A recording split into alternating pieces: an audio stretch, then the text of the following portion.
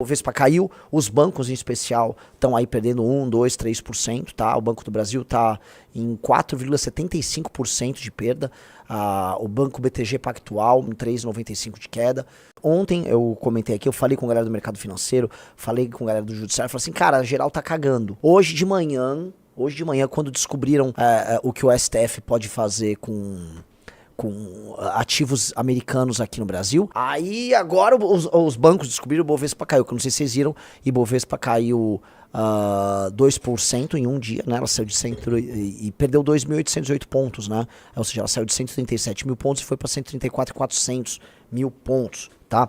Em resumo, a Ibovespa, né, a Bovespa caiu, os bancos em especial estão aí perdendo 1, 2, 3%, tá? O Banco do Brasil está em 4,75% de perda, o Banco BTG Pactual, não é o BTG Pactual, a B3 está com 3,95% de queda, tá na tela essas coisas? Estão na tela. Então, né, todas essas coisas estão rolando, eu vou comentar, o clima ali dos caras está de feijoada, mas essa informação nova, é por isso que eu, graças a Deus, botei no final do áudio, falei, gente, é isso que eu tô sabendo hoje, amanhã pode ser outra coisa completamente diferente, isso aqui é uma grande treta. A informação nova que nós temos hoje, né, essa é uma matéria comentando, tava até lá, aqui ó, Lei Magnitsky, o temor dos banqueiros com a queda de braço entre Dino e o governo Trump, tá?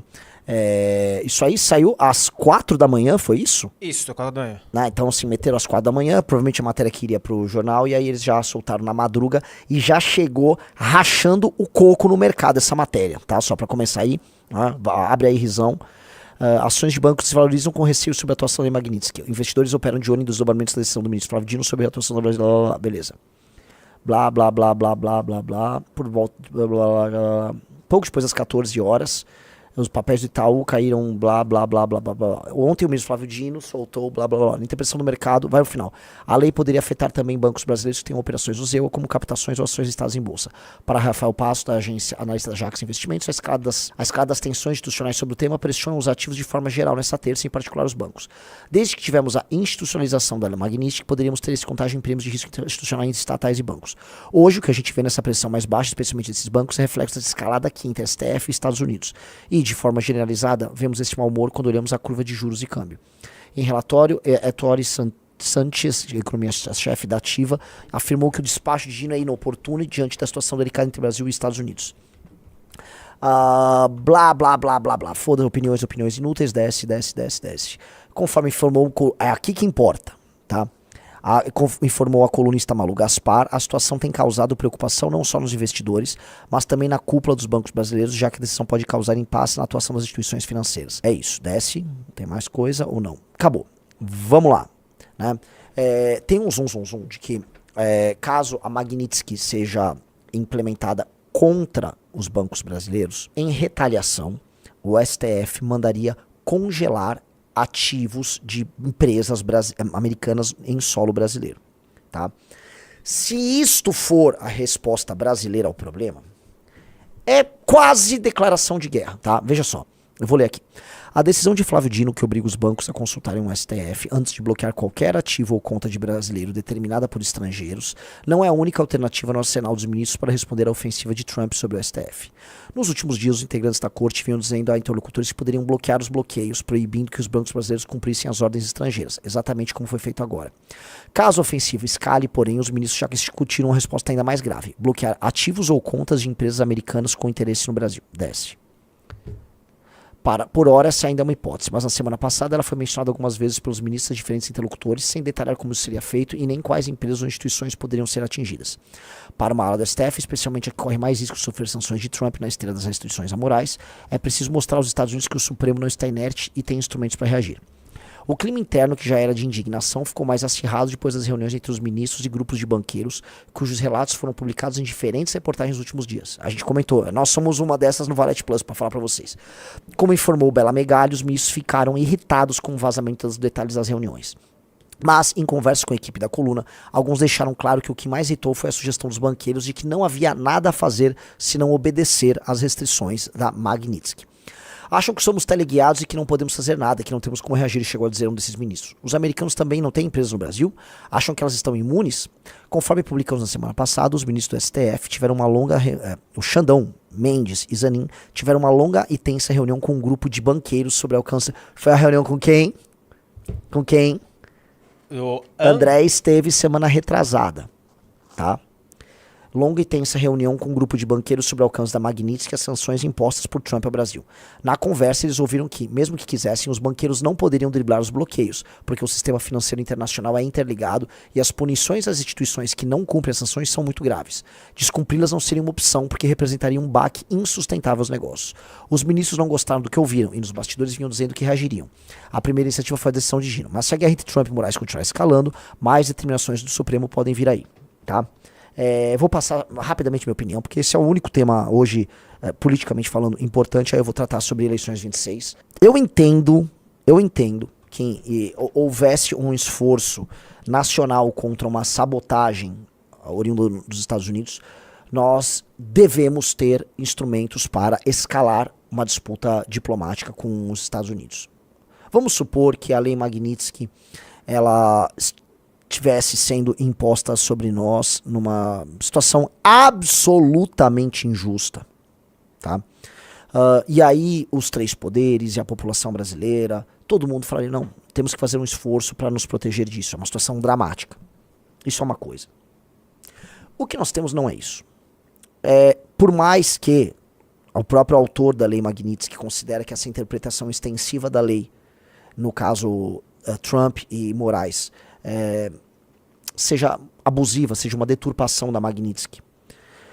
Por mais que, enfim, a gente possa linkar o uso da lei a certo casuísmo por parte do Trump, objetivamente falando,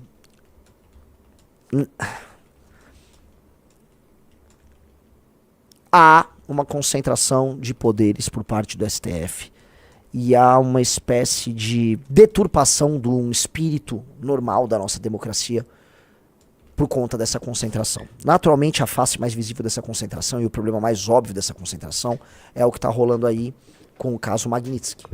Com o caso, Bolsonaro e que o Trump torna isso, vamos dizer, a face, né, que importa para ele, mas não é o caso. O STF está cruzando linhas em muitos temas, basta ver o que rolou com o IOF, basta ver todos os temas que são deliberados e tocados pelo STF. Ah, mas isso é o fim da democracia? Não é. O Congresso dispõe de meios de ação, o Poder Executivo dispõe de meios de ação, mas eles não agem, né? Então fica tudo muito complicado pra gente cadenciar e atuar e discutir sobre o assunto, porque eu olho assim e falo, porra, né? Não é exatamente uma ditadura o lugar que nós vivemos. O interesse do Trump não é em salvar nossa democracia, é em obter acordos vantajosos para os Estados Unidos e naturalmente ajudar um aliado dele no Brasil. Então, eu gosto e não gosto do uso da Magnitsky. A Magnitsky tem um efeito de talvez mudar o balanço de poder nessa concentração de forças que envolve o STF. Mas, do outro lado, o STF que não pensa no Brasil e só pensa nele, não tá olhando e falando, porra, talvez seja hora de tirar uns anéis aqui, né, pra ficar os dedos. Não, eles estão, assim como o Eduardo Bolsonaro, pensando em botar fogo na floresta. Que é o que eu jogo aqui, né, eu quero colocar. Não há, da parte de nenhum dos agentes nessa disputa, do PT, do Donald Trump, dos Bolsonaro, do STF, interesse no Brasil. Reparem que é um joguete e sempre as vítimas serão vocês. Ora, o STF vai congelar ativos das empresas americanas. Tá, essas empresas poderão ter danos. Algumas poderão ter danos gigantescos. Mas definitivamente os que sofrerão o maior dano serão os brasileiros. Já parou pra pensar nisso, Riso?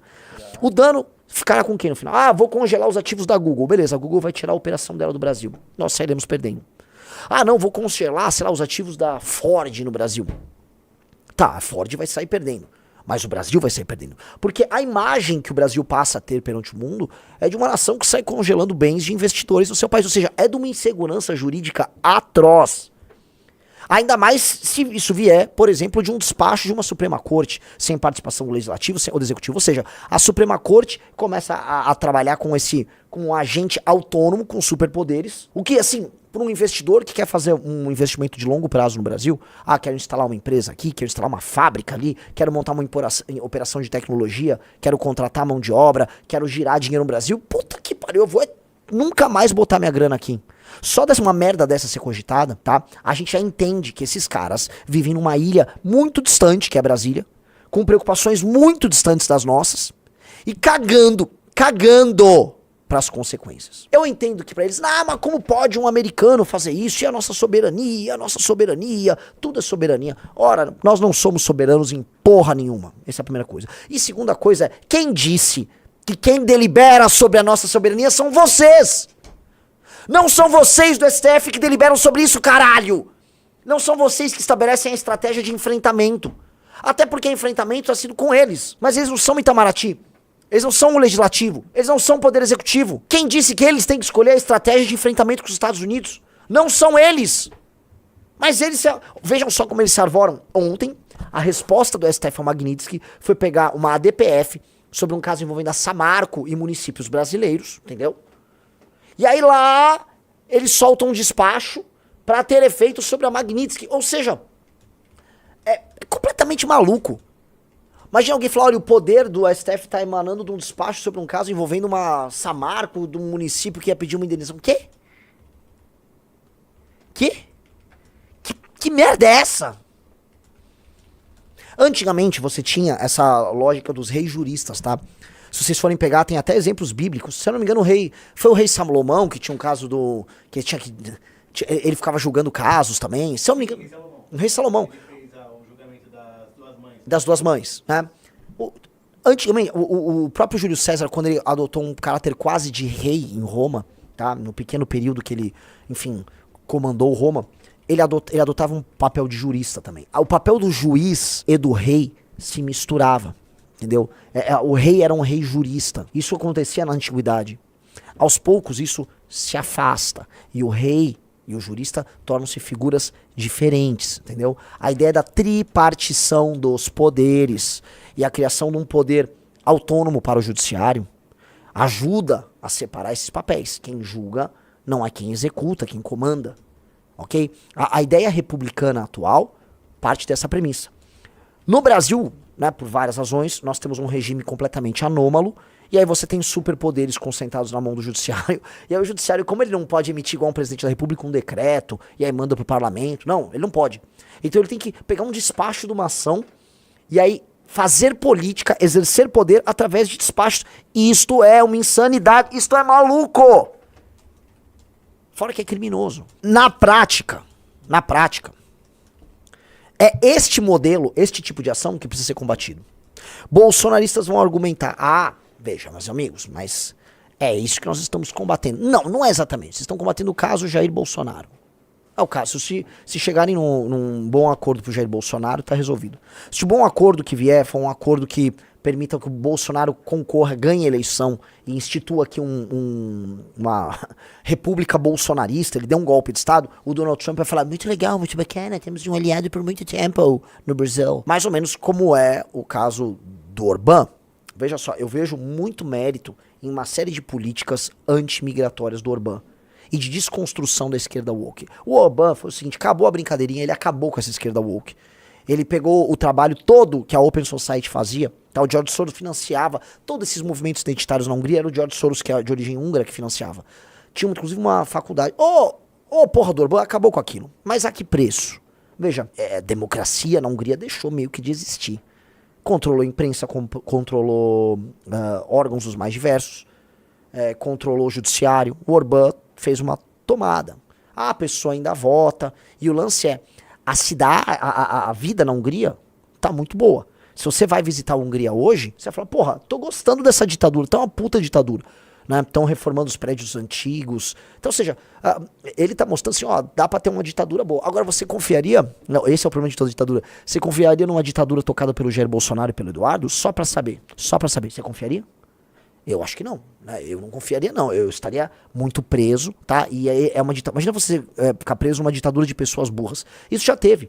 Né? No Haiti tinha a ditadura do Papa Doc, do Baby Doc. Imagine você ser governado por pessoas muito burras, violentas de QI baixo. No caso dos Bolsonaro. É complicado, né? Já parou pra pensar? Então, seria esse caso. E o Trump não veria problema nenhum nisso. Entendeu?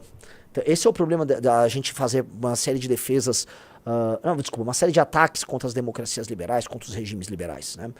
Você pode dar a sorte, eventualmente, de pegar um grande déspota esclarecido, um CEO que vai te transformar, vamos dizer, numa grande nação. Foi o que aconteceu com Singapura. Singapura teve um cara, eu sempre esqueço o nome dele, né? Esse cara fez um trabalho sensacional e ele botou Singapura nos céus. Ele fez tudo o que precisava ser feito. Aí depois, né, o regime foi abrindo e tal, o regime se abriu. O nosso caso, né, é meio complicado. Às vezes você não pega este cara, né? Às vezes você vai só pegar um cara tosco. E aí o cara tosco vai fazer tosquice. E aí você vai, né, quando quiser alterar o regime tosco, você vai morto, você vai em cana. Tem este problema. São os upsides e downsides de cada modelo, né?